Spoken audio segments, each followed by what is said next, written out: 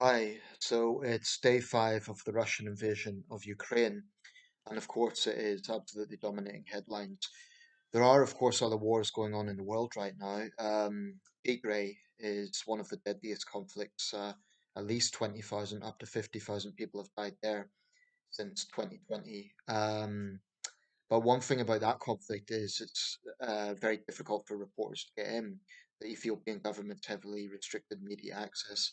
So that's just worth pointing out. Sometimes people say that some conflicts get more attention because it's Europe, because it's X, Y, and Z reasons, but access to journalists is a very important issue when we're talking about coverage. Um, it looks like this situation isn't getting any better. Those talks in Minsk, it's difficult to see much optimism with that because Zelensky is not going to give up his country. I mean, Ukrainians wouldn't forgive him if he was to surrender. He's shown enormous personal courage, I think.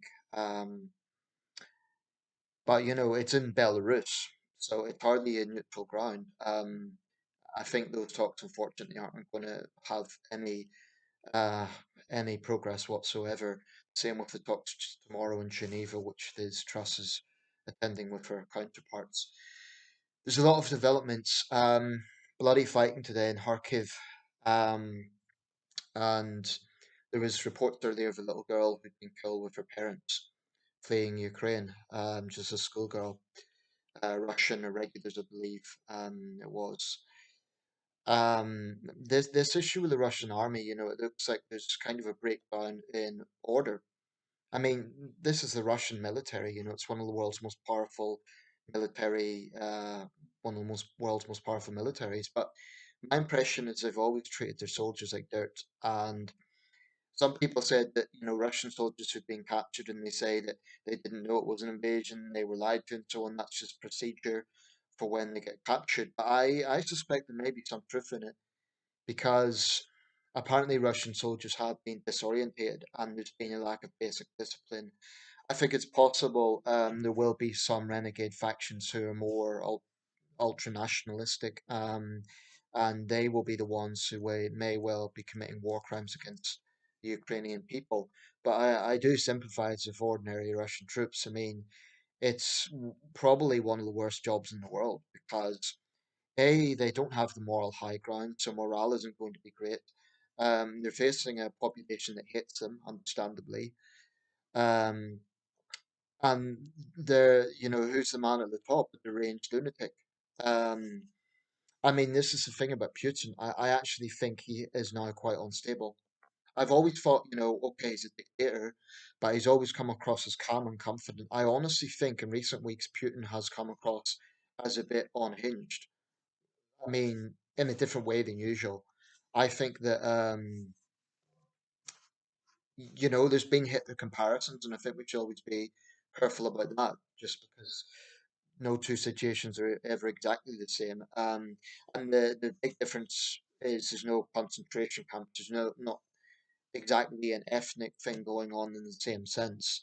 Um, but what you do have is you do have a ruthless leader who is determined to cause as much destruction as possible to get his way. You have disillusioned Russian troops, just as there were disillusioned German troops in the Second World War. Um, and you have the excuses. I mean, coming in to protect Russian speakers, the so-called genocide in Donbass. Russia's produced no hard evidence to support that claim. Um, and the denazification of Ukraine. Of course, with the Third Reich, it was to free the Soviet people from Bolshevism. It really is two sides of the same coin.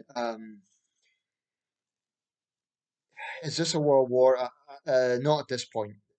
It's important not to get into hyperbole. It's not a world war, but it is a very, very serious situation. I'd say the most serious situation in Europe since the Second World War, even more so than the breakup of Yugoslavia.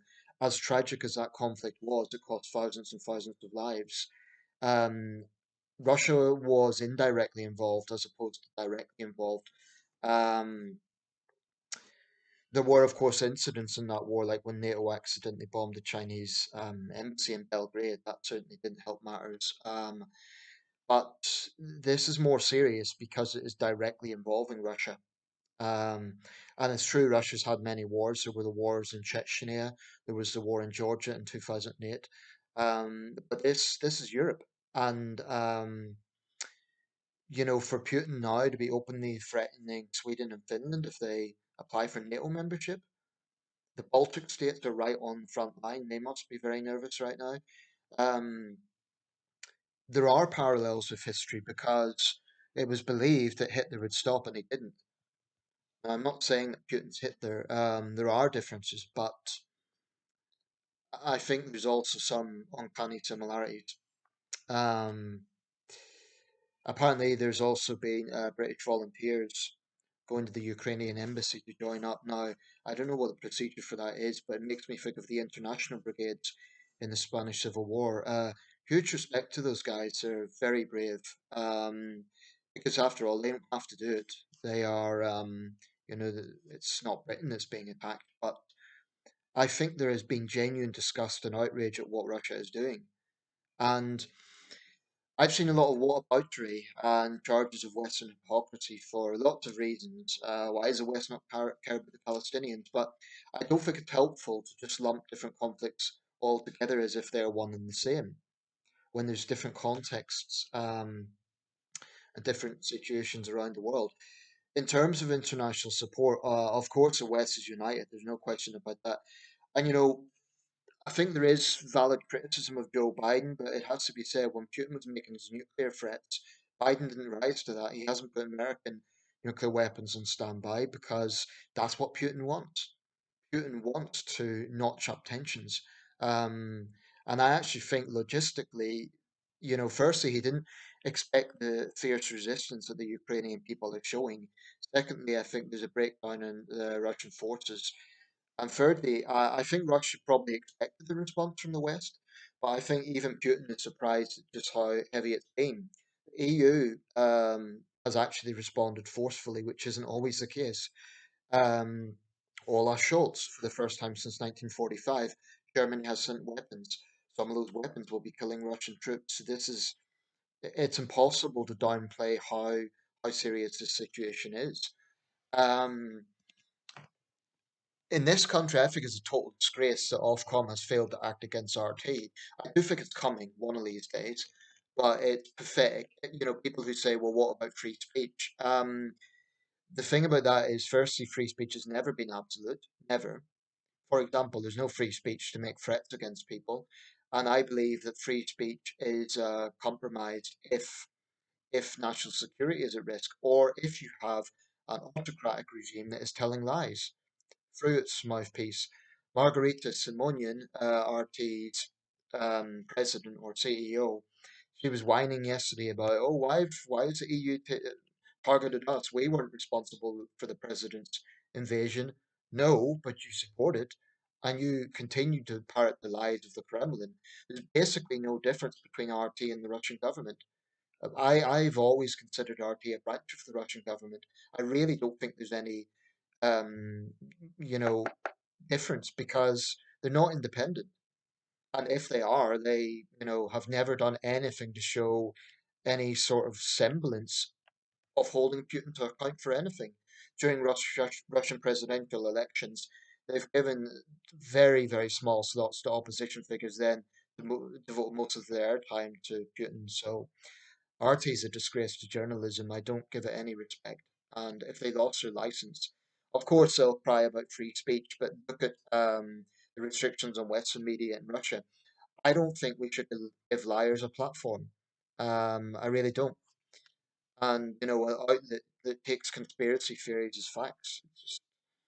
It's and it isn't just opinions. It's actually dangerous because when it's stirring up Russia's narrative, it's distorting the reality, which goes against the Ukrainian people, just as it went against the Syrian people. Um, so I feel very strongly about this. But I'm going to just wrap up this video, and I'm sure there'll be a lot more to say about this subject. But we'll wrap up this video by pointing out a basic reality that Putin apologists overlook. So if you listen to Putin apologists, and they come from different walks, there's plenty of them in the West, but they come. often from countries which has quite strong anti-West sentiment. A lot of them are Pakistanis, for example, some left-wing Indians. I think India is always a country that's quite difficult to tell where it lies because it's a powerful country. India has always had quite good relations with Russia. It was non-aligned during the Cold War. Um, so that's interesting. China is another interesting development. Obviously, China and Russia have always sort of been on the same side, at least in recent years.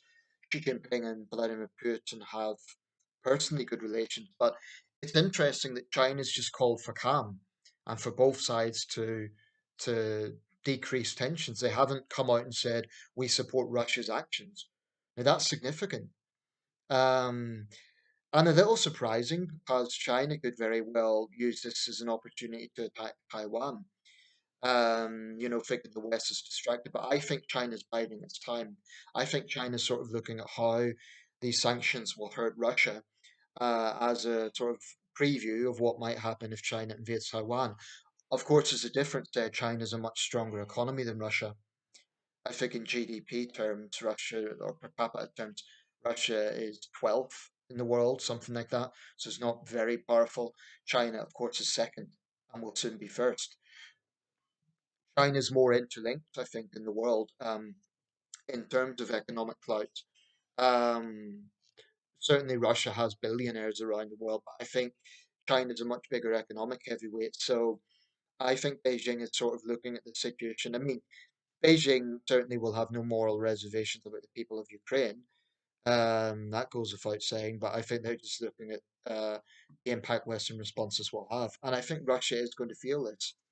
Russia's a powerful country, but it's not that powerful. I mean, no country has absolute power, and I think that I feel sorry for the Russian people. They're going to suffer from this because of the tyranny of Putin.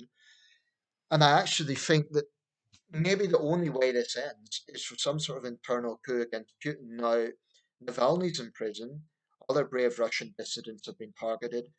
It might come to the point where the sanctions hurt Russia so much and the Russian populace that they will genuinely turn against Putin and there'll be some sort of domestic coup. But I want to point out something. The Putin apologists say, well, the West has never respected Russia. After the Cold War, Russia was humiliated. And instead of, this is what they will say, instead of reaching out, the West gloated and the West, expanded NATO, and this has provoked Russia. But that ignores the fact that for years Russia was a member of the G8, treated as an equal. Um, I can't recall the year that Russia dropped out. I think it was only a few years ago. But I recall the Gleneagles Summit in 2005. After the London bombings, two leaders stood on either side of Tony Blair, Jacques Chirac, and Vladimir Putin. Time and time and time again, the West has reached out to Russia. Time and time and time again, there have been opportunities for a real entente. And imagine how good that would be for the world if Russia and the West genuinely had much better relations. In 2000, the Kursk tragedy when the submarine sank, Norway and Britain offered Russia help. Putin refused. Every time Russia has suffered a terrorist attack in Moscow or St. Petersburg, the West has condemned it and offered condolences to the victims. Now, that might just be diplomacy. But this narrative of poor Russia being humiliated by the West, I think, is just false. I think Western leaders know that Russia is a proud and powerful country, and Putin is unquestionably a much stronger leader, at least up to now, than Yeltsin was. Yeltsin, initially a hero, turned out to be a bit of a buffoon, a heavy drinker. His era was associated with economic stagnation and high crime. So Putin was welcome in Russia, and that's totally understandable. But I think over time, more and more Russians have turned against Putin. Of course, Russian state media won't show that, and there are prominent Russians who will back Putin. I see the boxer Alexander Povetkin has come out in favor of this. Um, but I also think it probably is still a minority of Russians who are against Putin, but I think it's probably a sizable minority. RT will never show it, of course, because this man is making this country a pariah, and that's tragic. I've never been anti-Russian. I think it's a great country, but it's just it comes down to one man because you either say, well, it's Western leaders from different political parties over 20 years. Um, we've had five British prime ministers in that time, five American presidents, three German chancellors, four French presidents, numerous other leaders in that time. And you either say, well, they were all wrong and they were bullying poor Russia, or it comes down to Vladimir Putin. I think Putin's a threat to world peace. I really do. And I don't know where this is going to end. The Ukrainian people have shown enormous courage, and the arms supplies will help. Usually, I wouldn't favor arms supplies, but when it comes to defensive war, I think there is a moral argument for it. Um, right, I'm going to wrap this up, but I've no doubt there will be more to say about this issue because it's the biggest. It's now surpassed COVID as the biggest story in the world, um, and it's just unbelievable what's happened. I say unbelievable, not surprising, but still shocking. And I just hope that this is the beginning of the end for Putin. I really do, because this man is dangerous. I think he's a threat to world peace.